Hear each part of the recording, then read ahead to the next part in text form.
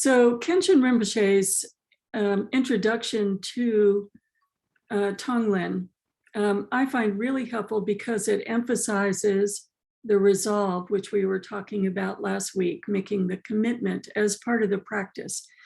And he also emphasizes that it is a lifelong training. So sometimes we find ourselves thinking we should be able to do something, or sometimes we feel as though our practice is slow and we can start to lose hope in our inner Buddha nature, our inner perfection. But this training, and let's go through it once, really has a lot of very helpful components. With a positive attitude of loving kindness and compassion, I give to the downtrodden sentient beings of the 6 realms all my happiness and roots of virtue without reservation. With a natural manner of brave heart-mind, I take into my mind stream every one of the qualities of abandonment and realization of all the Buddhas and Bodhisattvas of the 3 times. So we're taking in strength, taking in the trainings and the strength as part of the Tonglen. In samsara, from beginningless time through today, the sole cause bringing suffering is always my own self-fixation, fundamental non-knowing. I give this away right now without a second thought. Know that all sentient beings of the 3 realms have been my mother. I recall their kindness, wish to repay their kindness, and connect to them with love. I generate compassion for them, then the mindset to attain enlightenment for their sake. Again, more resolve.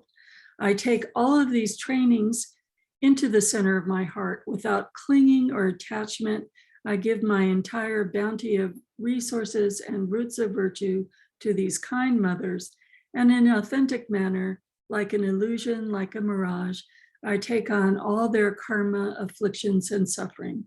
Negative conditions are spiritual teacher. Spirits and demons are emanations of conquerors. Sickness is a broom sweeping away defilements, and obscurations, all sufferings, are dharmata's waves. So today I want to focus on the self-fixation, the fundamental non-knowing. I give this away right now without a second thought. So this is exactly our pivot point.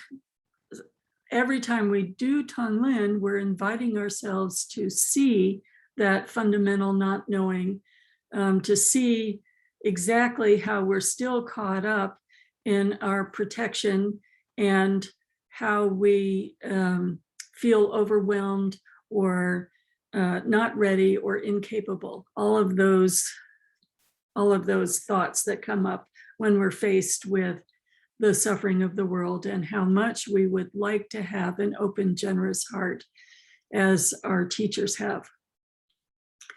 So I want to talk today about one of the practice instructions that can be very helpful. I was listening to an interview of one of the great trauma doctors, trauma psychologists, and he was talking about that treatment EMDR, where you use rapid eye movement. And he was saying, we don't know why this works, but we can prove that it does work, that it resets the neural pathways. So some of the trainings in Buddhism are a little bit like that. It's a visualization. We don't know how it works, but we notice over time it has a profound effect on our reaction, on our response. Instead of putting up our barriers immediately, like slamming a door shut, we see that, oh, we can soften in the moment, or we can contemplate later in the day, that we can have a different kind of reaction. So one way of working with this self-fixation is visualization. And this is one of the traditional Tonglen training methods. You visualize that feeling of, I want to say self-absorption, but I know that has connotations. we can say self-referencing, or making ourselves the center of the universe and feeling as though we have to protect that center from any kind of danger whatsoever, whether it's emotional overwhelm, feeling ungenerous, impoverished, feeling as though we might, if we try this, actually start to feel more pain than we can handle. So we imagine all of that, whatever you feel your obstacle is, as like a pea-sized object at your heart. And in Tibetan Buddhism, heart and mind are the same. So we're seeing that pea-sized obstacle as covered in a metal sheath. Sometimes they work with colors. You could imagine it as a purple. You can imagine it as a metal sheath around your soft heart. But whatever works for you in terms of that sense of self-isolation and protection. I love the idea of a metal sheath because it's, hard-hearted and shut in and isolated feeling. And then you breathe in, again, in a way that works for you. All of these visualizations have subtle variations. You can be breathing in the training of the Dharma. You can be seeing the great teachers, the historic teachers, all the Dharma teachings that have been meaningful to you. You can see it as blessings coming in, golden, sparkling light. But you breathe in, and it goes and softens that shell of self-protection, that shell of being trapped in self-referencing, and softens it and dissolves it. Sometimes in the Tonglen instructions, we visualize what is uncomfortable to us as smoky, dark, thick, oily. That's another way of working with this. Instead of focusing on the discomfort aspect of it, focusing on the ball of your sweet heart, your sweet, generous heart compacted into this self-referencing shell, bringing that in, dissolving that shell so that your heart opens and relaxes.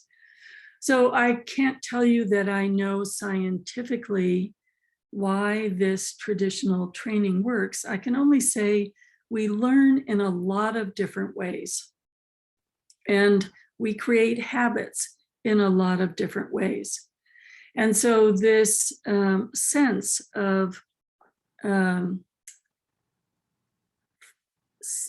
making it a visual reference and seeing it dissolves allows a sensation, and it allows a relaxation. And the strength when we go to the practice instructions in a week or so of using that stage where we're visualizing suffering or really the cries of help coming in as a texture, oily, dark, smoky, and allowing that to visually and with a sense of sensation, a felt body sensation, dissolve the hard shelf of our self-referencing isolation. Over time, it starts to set up a different kind of pattern or reaction. So the first is strengthening, seeing all of the trainings coming in as light or breath and dissolving that metal sheath. And the other is working on our response, being confronted with something difficult and seeing that difficulty dissolving that sheath, that hard metal or the colored shell, however you'd like to imagine it. So today, as we're working with it, you can work with either you know that you're strengthening your resolve by taking in trainings and building strength by learning, or you can say, today, I'm really seeing that I'd like to experiment with how I take in discomfort. In either situation, if the thought arises, I can't do this, I can't do visualization, I can't take in any kind of overwhelm today, I don't know how to see Buddha's blessings, I don't have that strength of faith. At any time, some kind of thought like that interrupts, then you do Tonglen for yourself. You say, oh, sweetheart, at this moment, we're all faced with the suffering of the world and it's hard for everyone. I take in sweet blessings from those who are able, and I just let that bathe my wounded heart. So we're working with a new technique today. It's a visualization technique. We're seeing our perfect heart, our generous open heart, surrounded by an obstacle or shell. We're taking in the trainings, or we're taking in a sense of suffering that we observe, and we're letting it in a visualization just dissolve, and we relax as it dissolves, and we exhale the remnants of the shell. Or we see that I'm not quite ready for this yet. Instead of being discouraged, I'm taking in all the wonderful beings who are helping me understand this, all their good wishes, all their patience, so that I can understand it. And I let that wash over me, and I let go of my hopelessness or overwhelmed with the process.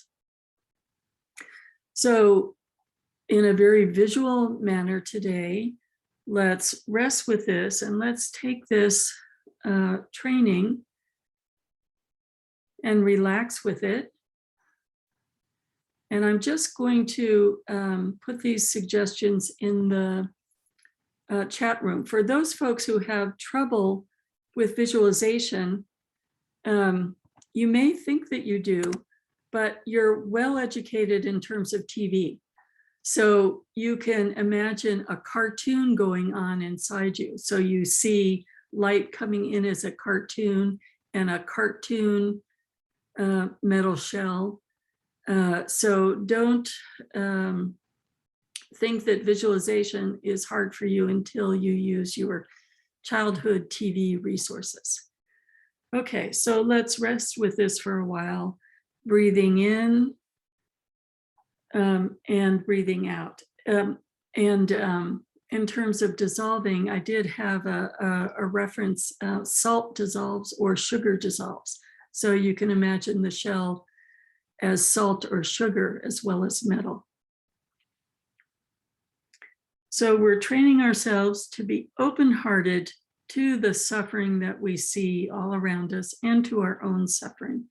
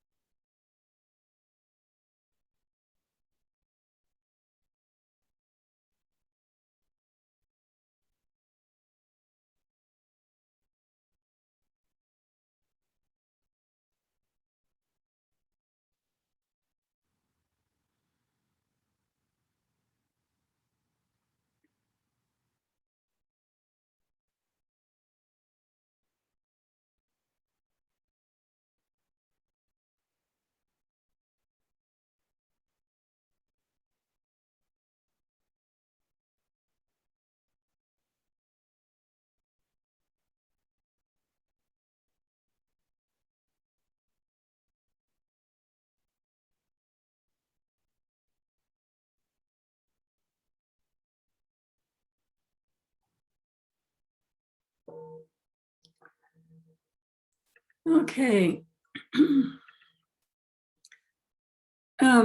Last week, I asked you to identify some sort of suffering that you see in your area or your region. And today, I'd like to work with this aspect of the Tonglen technique with anything that came up for you this week. So it might have been seeing the news with all of the difficulty in Afghanistan. We had a discussion about how our judgmentalism comes up with things sometimes when we see homeless people, addicted people in our areas.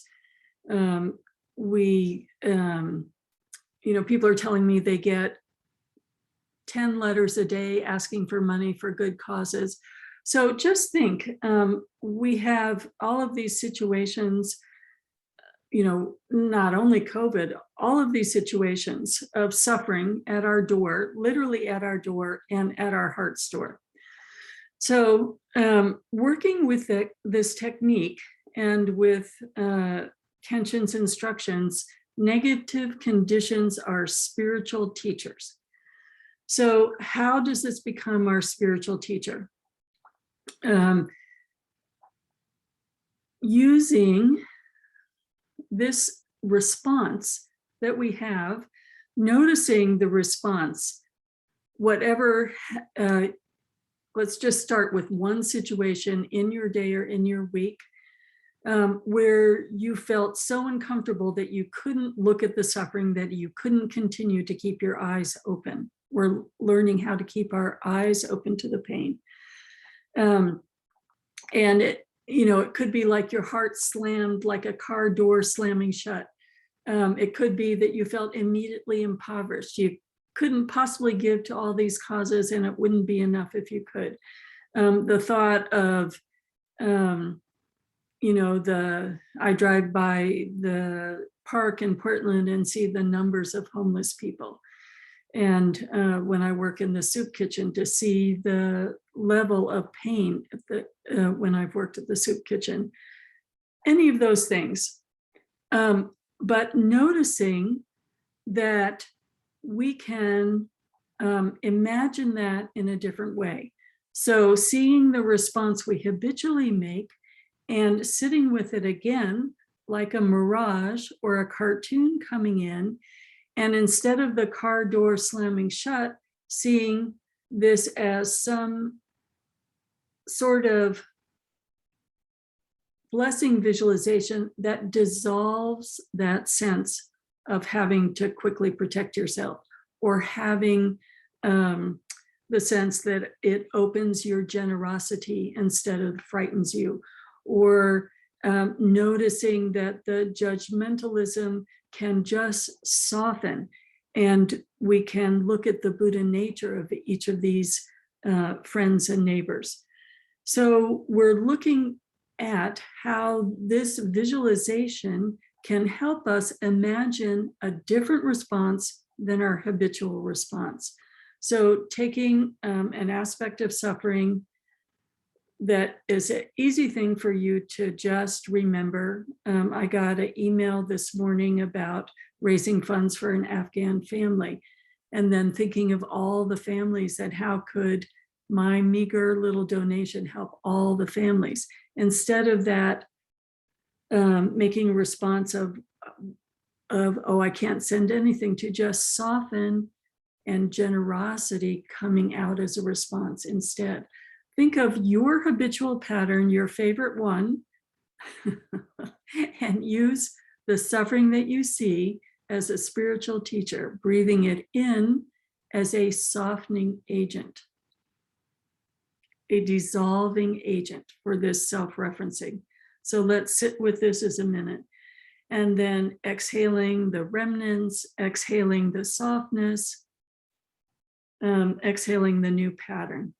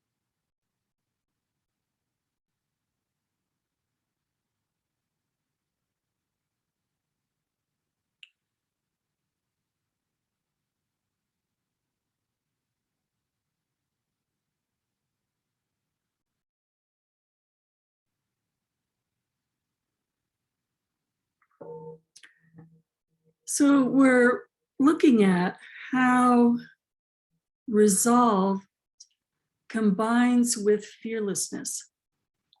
I met a Catholic nun once in my travels, and she had worked with Mother Teresa for a little while. There had been a huge earthquake or flood somewhere in South America, and she was one of the on the ground people. And Mother Teresa arrived in the town where she was putting together the resources, and she came with these heavy stoves and supplies. And she was so delighted to meet her. And she said, I prepared these clean beds for you, so that you can go to the site and then, come back here and shower. And she said, oh no, we're going to be at the site. So she went immediately with all the group of people that she had with her, the group of nuns, and they set up camp at the site and never left until that emergency was resolved.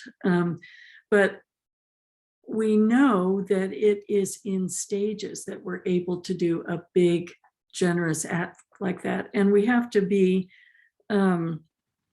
aware of where we are.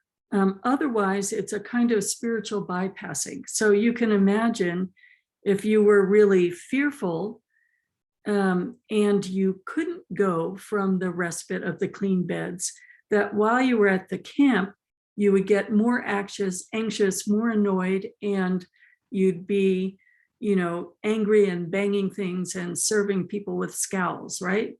Because you weren't honoring the level of fear that you were carrying in this moment. And that's why we really want to see who we are and how we are and grow at a rate of speed. So at each stage, we're able to do what we can do with an open, loving heart, so that we're fulfilling the best potential we can as we're growing, as opposed to pushing ourselves into things that are beyond our depth. This is the one training in Buddhism where they say, bodhicitta is the one training in Buddhism where they say that you shouldn't rush. Because if you do rush and go beyond what you're able to do too quickly, then it's very easy to say, I can't do this, I'm never going to be able to do this, I quit. So we don't want to be in that situation. We want to grow in a slow, gradual, strengthening manner, and imbue all our actions with our full capacity of heart at whatever stage we can. So let's take some time to discuss how this training today caused reflection, or how you've been thinking this week about putting Tonglen into practice.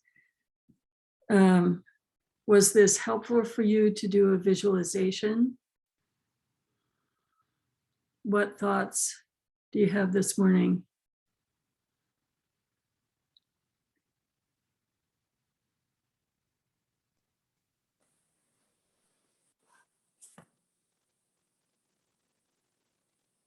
I see nodding heads. Do you want to put that into a sentence about?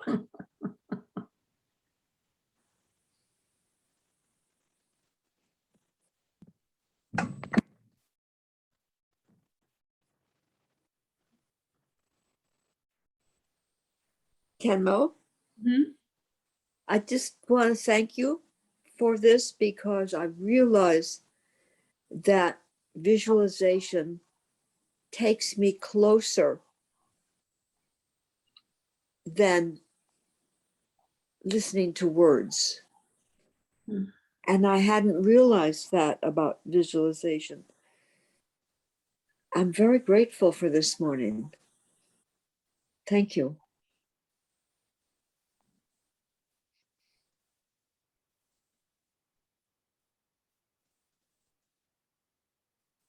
Yeah, Eva?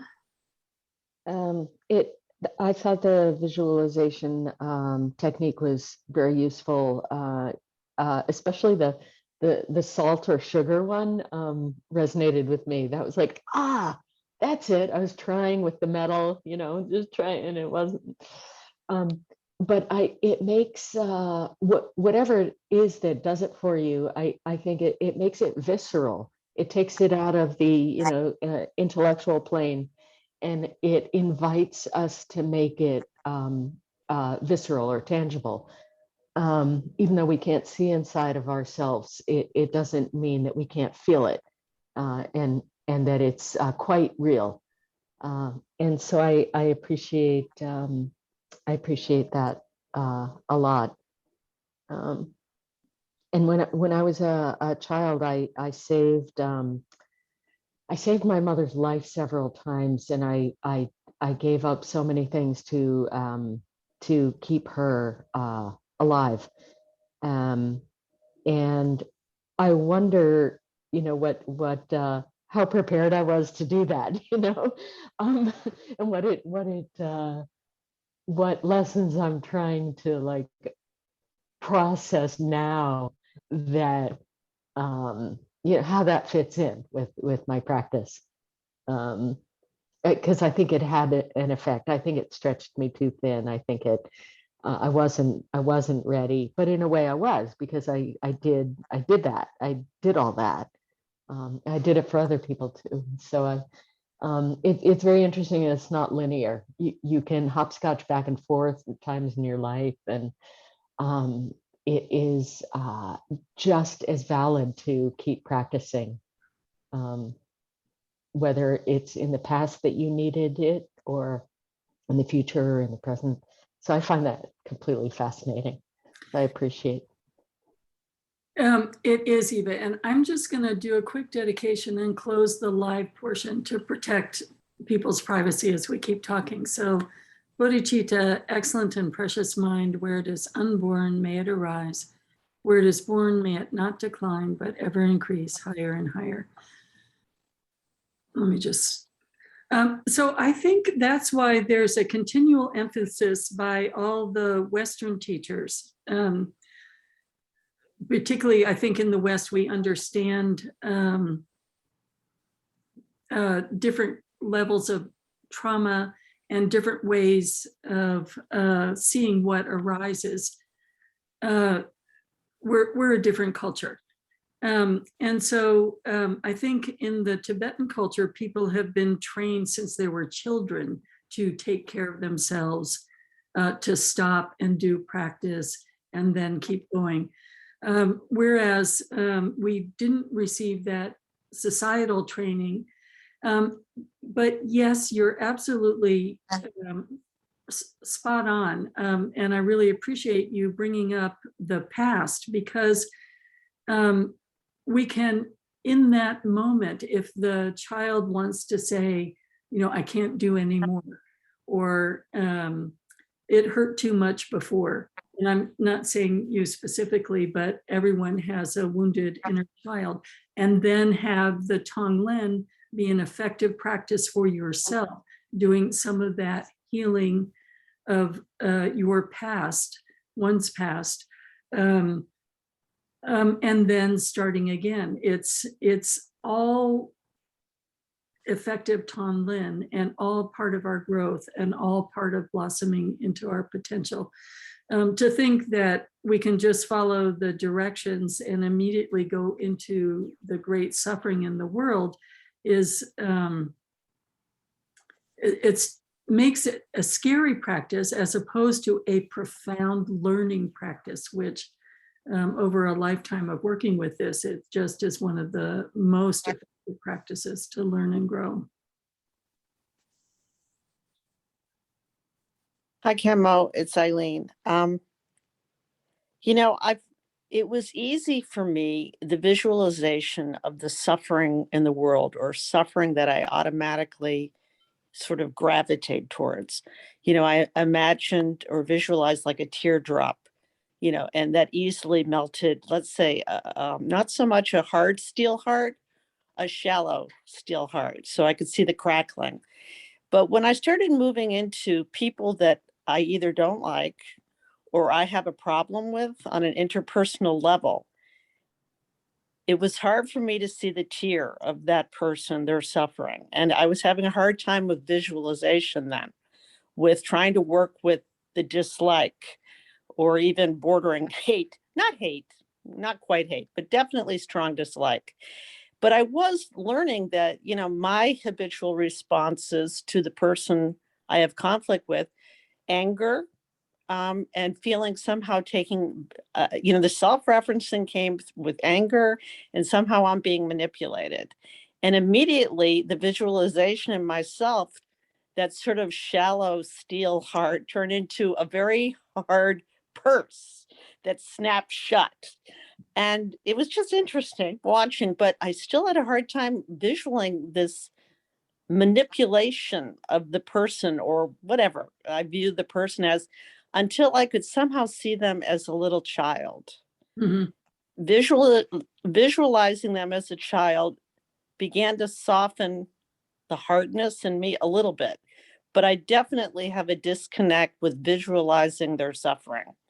So I was kind of struggling with that for a little while, trying to, the hardness was still there. So I think you have a really rich imagination. And so when we're working with these, it's good to get pretty clear and pretty specific. And instead of switching lots of situations and lots of images, try making it very focused and specific. So let's say you're working with someone that you have a difficult time with and you want to do Tonglen for them. Then you might just work with that and see the picture of them arises in front of your eyes.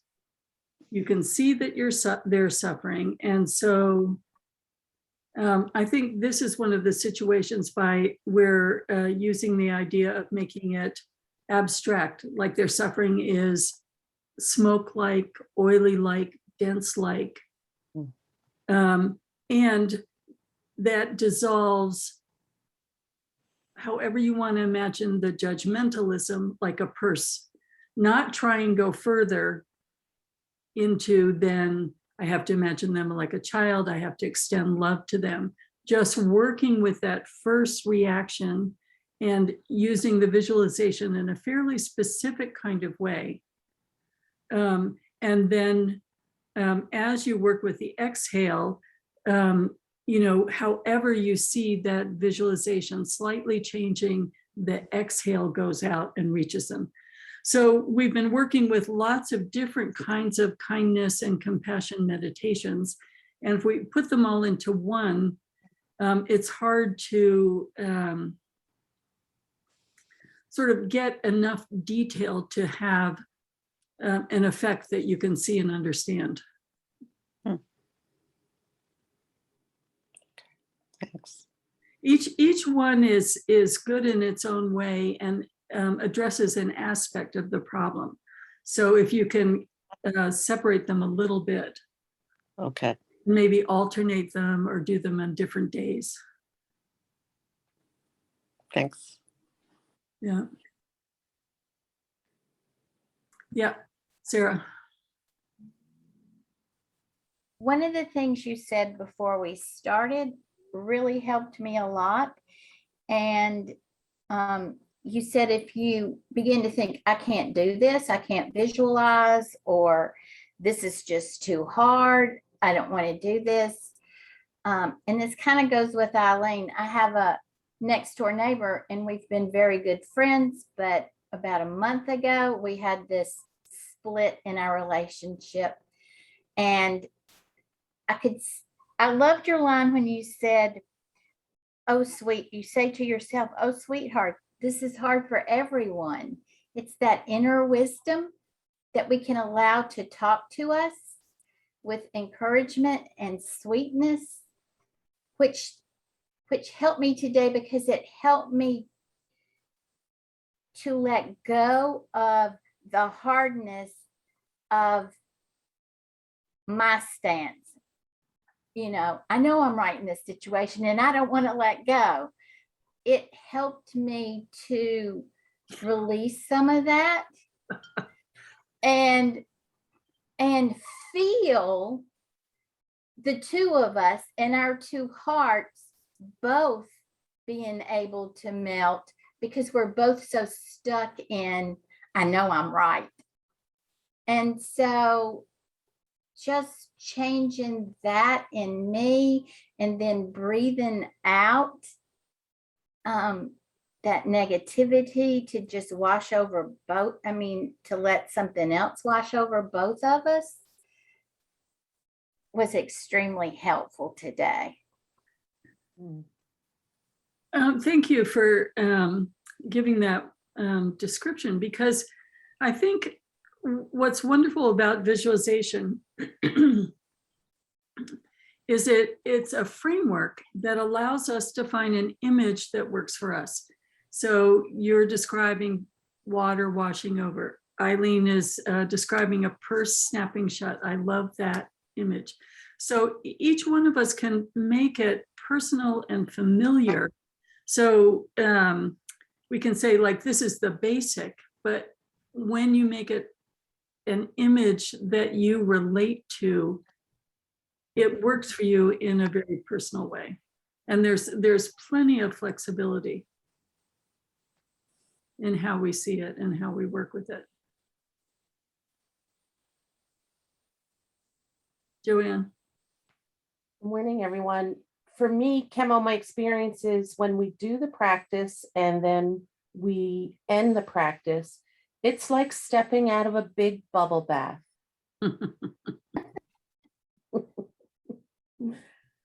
And I also recognized this morning, because I was at a memorial service for my friend who passed of COVID recently, yesterday. And my heart was really tender last night after the service. And so today I was able to work with my own heart and self-care, and it felt really nice. Thank you.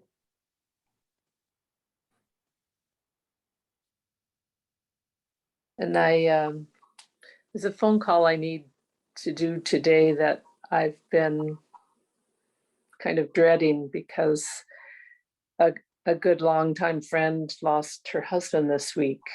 And I had that experience too. And my friend is very introverted. There aren't many people she will talk to about this. So I feel especially compelled to, even though we haven't had much contact for probably a couple of years, I do feel that it's important that I call her, because she may be able to express her feelings a little bit easier with me, because I've known her for so long. But it triggers in me, I guess, always going back to that grief place is difficult for me. So the image that arose around my soft heart is of a soft-boiled egg with a shell still around it, and hoping that breaking that shell is not as difficult as some other shells I may have constructed.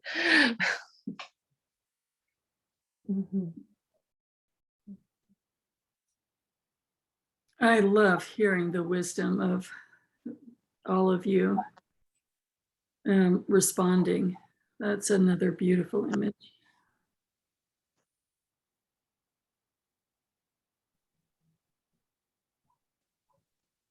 Okay, let's move from that sweet image of the soft-boiled egg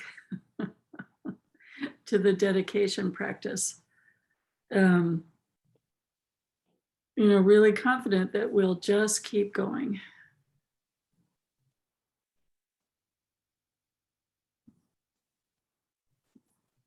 Oh, dedication.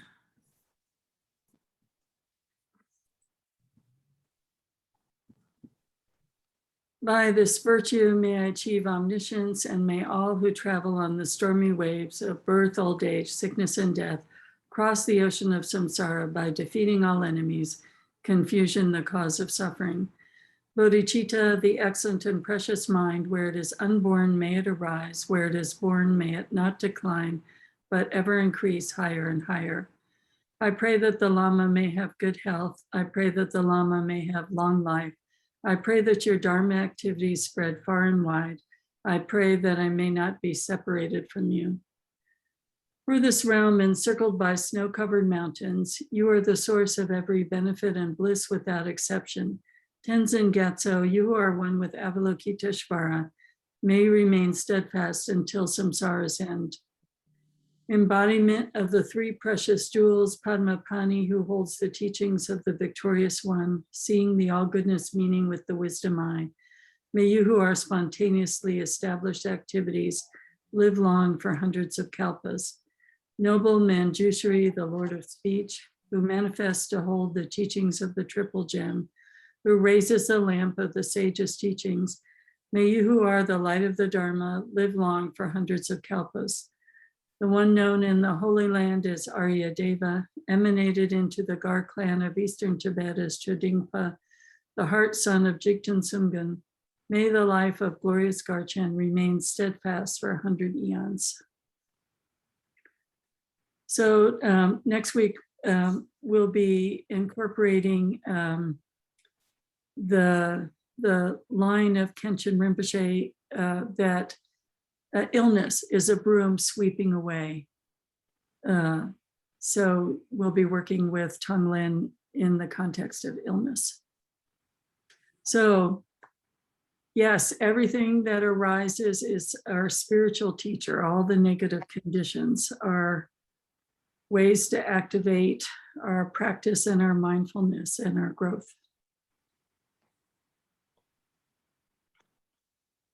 Thank you. Bye for now. Thanks. Thanks, Thank everyone. you. Thanks, Khenmo. Thank you. Thank you. Hey, everyone. Thanks to everyone.